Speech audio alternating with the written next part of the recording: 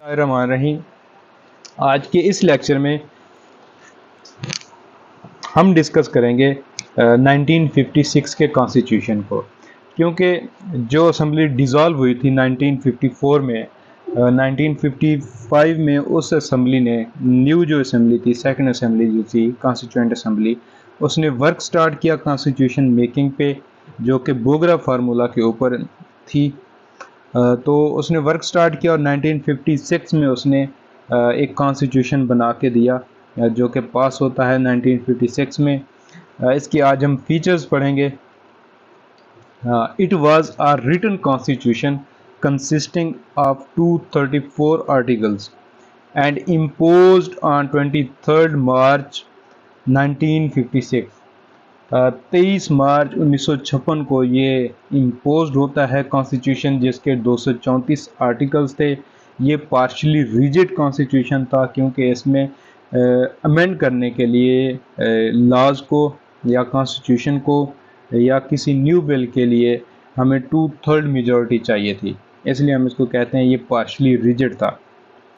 It was a parliamentary system, it was a unicameral legislature. Unicameral legislature parliamentary system को आपको पता है, जिसमें जो प्राइम मिनिस्टर है and the head of state which is called executive, ये दो अलग अलग इसमें ओहदे होते हैं, इनमें सेपरेशन होती है पावर्स की। यूनिकैमरल सिस्टम वो होता है लेजिस्लेटिव सिस्टम जिसमें सिर्फ एक हाउस हो, मतलब ये कि उसमें अपर हाउस ना हो, सिर्फ लोअर हाउस हो। Name was house of people, इसका जो नाम था उसको हाउस ऑफ पीपल का नाम दिया गया। देयर वाज 310 मेंबर्स, इसके 310 मेंबर्स थे।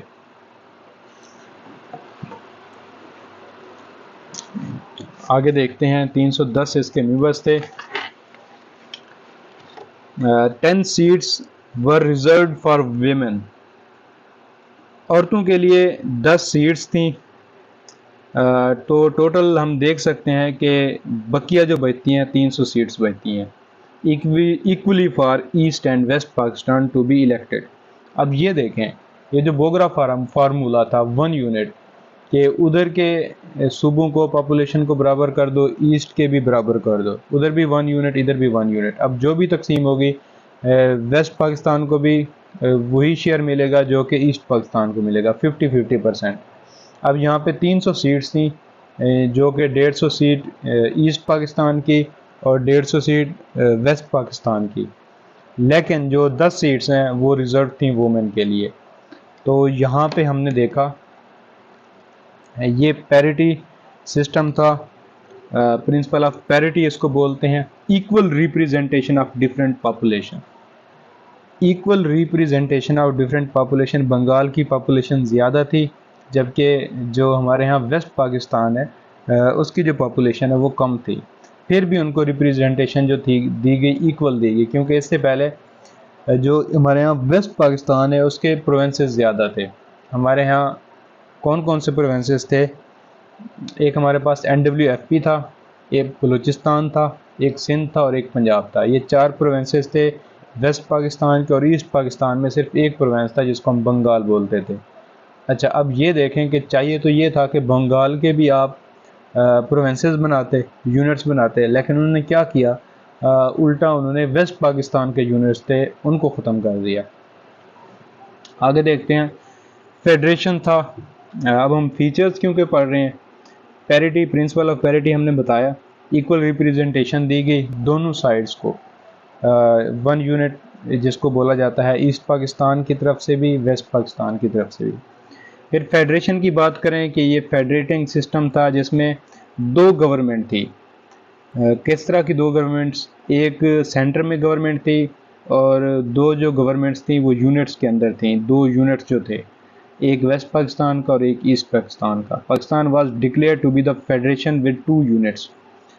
अब डिस्ट्रीब्यूशन ऑफ पावर्स देखें, तो पावर्स की डिस्ट्रीब्यूशन देखें तो 3 लिस्ट थी। एक फेडरल लिस्ट थी जिसको हम बोलते हैं फेडरल लेजिस्लेटिव लिस्ट, और एक यूनिट लिस्ट थी जिसको हम प्रोविंशियल लिस्ट भी बोलते हैं, और एक कंकरेंट लिस्ट थी जिस पे दोनों स्टेट, दोनों का ये सेंट्रल गवर्नमेंट का भी और प्रोविंशियल गवर्नमेंट का भी उस पर क्या था, हक था। इसका क्या सीन होता है, एक फेडरलिस्ट है। फेडरलिस्ट वो ऐसी लिस्ट है जिस पे जो पावर्स हैं सेंट्रल गवर्नमेंट जो है, फेडरल गवर्नमेंट जो है उसकी पावर्स लिखी गई जाती हैं। एक यूनिट लिस्ट है जिसके ऊपर प्रोविंसेस जो हैं उनकी पावर्स मेंशन्ड होती हैं। एक कॉन्करेंट लिस्ट होती है जिसके वो चीज़ें लिखी होती हैं जिसके ऊपर सेंट्रल गवर्नमेंट का भी इख्तियार होता है और यूनिट गवर्नमेंट का भी इख्तियार होता है। तो इनमें बोथ जो गवर्नमेंट्स हैं कॉन्करेंट लिस्ट में उनका इख्तियार होता है। लेकिन इसमें एक चीज़ आती है, रेजिडुअल पावर्स। रेजिडुअल पावर्स क्या होती हैं? Under this constitution were given to federal. Residual power ये होती हैं कि अगर किसी पॉइंट पे कंकरेंट लिस्ट के अंदर फेडरल गवर्नमेंट का और यूनिट गवर्नमेंट्स का आपस में इख्तलाफ आए तो उस पर हतमी जो है इख्तियार किसका होगा? वो फेडरल गवर्नमेंट का होगा, सेंट्रल गवर्नमेंट का उस पर इख्तियार होगा। इसको कहते हैं residual power were given to federal government.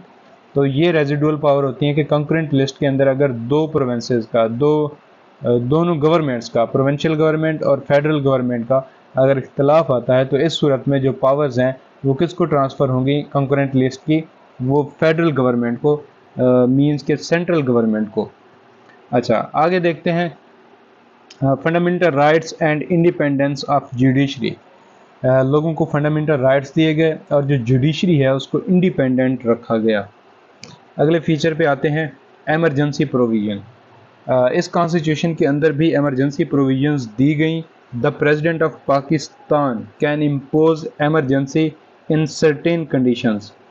कुछ सर्टेन कंडीशंस के अंडर जो पीएम है, माजरत के साथ प्रेसिडेंट नहीं, प्राइम मिनिस्टर, जो प्राइम मिनिस्टर है वो उसके मशवरे से जो प्रेसिडेंट है वो एमरजेंसी इम्पोज करेगा। The president of Pakistan after consulting with the prime minister of Pakistan can impose emergency in certain conditions.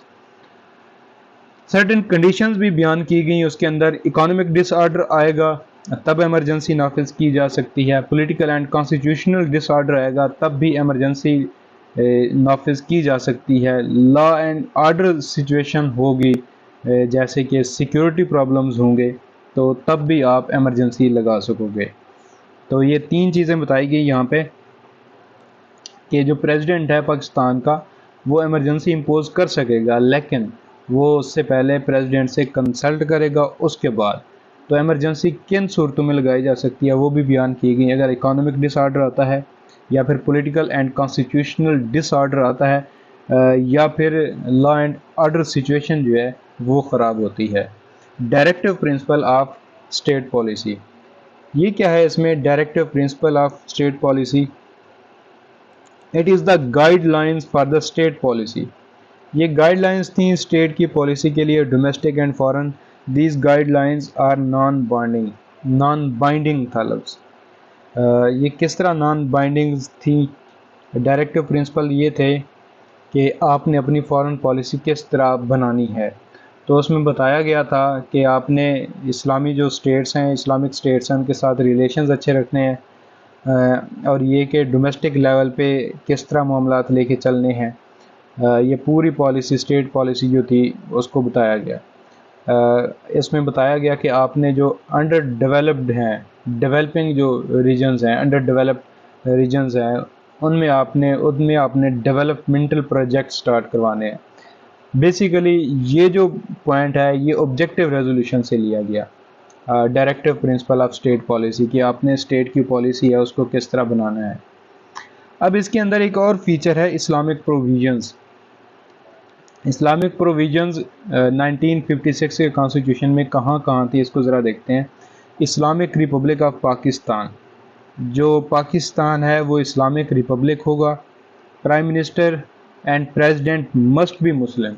जो प्राइम मिनिस्टर है और प्रेसिडेंट है ये कन्फर्म मुस्लिम्स होंगे। No law shall be made against Quran and सुन्नत।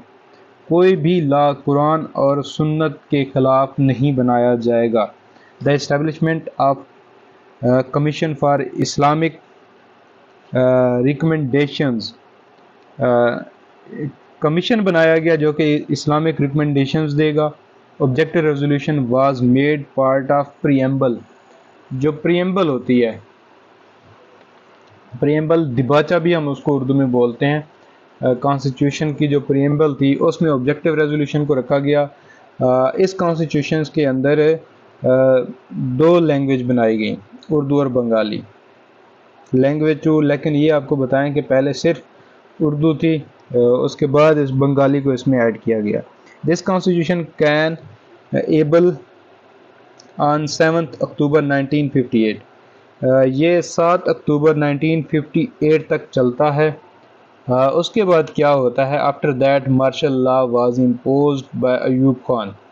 अयूब खान की तरफ से मार्शल लॉ लगाया जाता है, बल्कि सिकंदर मिर्ज़ा की तरफ से लगाया जाता है, और अयूब खान को चीफ मार्शल लॉ एडमिनिस्ट्रेटर बनाया जाता है। और अयूब खान अपॉइंट करता है constitutional commission to recommend the new constitution based on some of the recommendations and some new provisions। यहाँ पे मैं आपको बताता चलूँ कि सिकंदर मिर्ज़ा साहब मार्शल लॉ लगवाते हैं और चीफ मार्शल लॉ एडमिनिस्ट्रेटर बना देते हैं अयूब खान साहब को। अयूब खान साहब फिर एक कमीशन बनाते हैं। वो कमीशन क्या करता है, वो एक नए कॉन्स्टिट्यूशन के लिए वर्क करना स्टार्ट करता है, जिसमें कुछ नई प्रोविज़न डाली गई, और ये कि 8 जून 1962 को एक नया कॉन्स्टिट्यूशन मुल्क के अंदर नाफिज किया जाता है, जिसको कहा जाता है कि ये 1962 का कॉन्स्टिट्यूशन है। तो हमने बेसिकली 1956 के कॉन्स्टिट्यूशन को डिटेल से डिस्कस किया और उसके मुख्तलिफ फ़ीचर्स को डिस्कस किया, जिसमें हमने बताया कि जो ये कॉन्स्टिट्यूशन था ये रिटन था, इसके 234 आर्टिकल थे। ये 23 मार्च 1956 को इम्पोज हुआ। ये पार्शली रिजिड था, 2/3 मेजॉरिटी चाहिए थी, पार्लियामेंट्री सिस्टम था, यूनिकैमरल लेजिस्लेचर था, और इसके जो मेंबर थे 310 थे, जिसमें जो 10 सीट्स थी वो औरतों के लिए मुख्तस की गई, और 300 जो सीट्स थी उनको इक्वली डिवाइड किया गया between east and west Pakistan. Principle of parity ये था कि बोथ साइड की जो मुख्तलिफ पॉपुलेशंस थी उनको एक इक्वल रिप्रेजेंटेशन दी गई। फेडरेशन बनाया गया, मुल्क को पावर को डिस्ट्रीब्यूट किया गया, जिसमें 3 लिस्ट थी, एक फेडरल लिस्ट है, एक यूनिट लिस्ट है और एक कंकरेंट लिस्ट है। रेजिडुअल पावर जो है वो फेडरल को दी गई। Fundamental rights and independence of judiciary को इंश्योर किया गया। एमरजेंसी प्रोविजन दी गई कि सदर एमरजेंसी लगा सकता है with consultation with prime minister of Pakistan, और किस सूरत में एमरजेंसी लगा सकता है, इकोनॉमिक डिसऑर्डर होगा, पॉलिटिकल एंड कॉन्स्टिट्यूशनल डिसऑर्डर होगा, लॉ एंड ऑर्डर सिचुएशन जो है वो अगर बैड होगी तो तब लगाया जा सकता है। Directive principle of state policy दी गई। ये क्या था कि आपकी स्टेट की डोमेस्टिक और फॉरेन पॉलिसी किस तरह होगी। फिर इसमें इस्लामिक प्रोविजंस दी गई कि जो मुल्क है वो इस्लामिक होगा, प्राइम मिनिस्टर और प्रेसिडेंट मुस्लिम होंगे, कोई भी कानून पास नहीं होगा अगर उसने कंट्राडिक्ट किया कुरान और सुन्नत से। इसके अलावा ऑब्जेक्टिव रेजोल्यूशन को क्या किया गया, प्रीएम्बल में रखा गया, 2 लैंग्वेज रखी गई, उर्दू और बंगाली को। ये कि ये जो कॉन्स्टिट्यूशन है 7 अक्टूबर 1956 तक रहा, उसके बाद मार्शल लॉ लग जाता है और अयूब खान साहब फिर एक नई कमेटी बनाते हैं जो कि अगले कॉन्स्टिट्यूशन के लिए वर्क करती है। तो यहाँ पे हमारा ये 1956 का कॉन्स्टिट्यूशन इख्तिताम पजीर होता है। इंशाअल्लाह अगले लेक्चर में हम 1962 के कॉन्स्टिट्यूशन को डिटेल से डिस्कस करेंगे। अल्लाह हाफिज़।